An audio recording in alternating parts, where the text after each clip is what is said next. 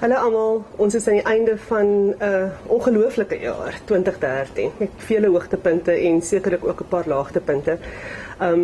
Ons staan op die voorrand van Madiba se begrafnis, en ek wil net hierdie geleentheid gebruik om vir almal van julle wat die afgelope week sulke ongelooflike werk gedoen het met gedenkuitgawes en wonderlike voorblaaie en fantastiese goed op digitale platforms.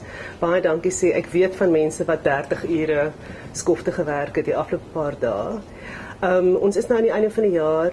Ek wil vir julle dankie sê vir julle toewyding en die passie waarmee julle werk en die integriteit wat julle elke dag wys. Ek hoop die van julle wat 'n bietjie kan gaan vakansie hou, gaan lekker uitrus. En soos altyd, net 'n groot dankie aan almal wat by die kantoor bly om seker te maak die werk word nog steeds gedoen. Dit was 'n besondere jaar vir ons. Ons halfjaar uitslae was eintlik baie goed. Ons sien met verwagting uit om te kyk wat in die tweede helfte van die jaar met Webmedia 24 gaan gebeur. Een van die goed wat my baie opgewonde maak is dat ons onlangs hierdie jaar in 2 studies aangewys is as die beste mediamaatskappy in Suid-Afrika om voor te werk.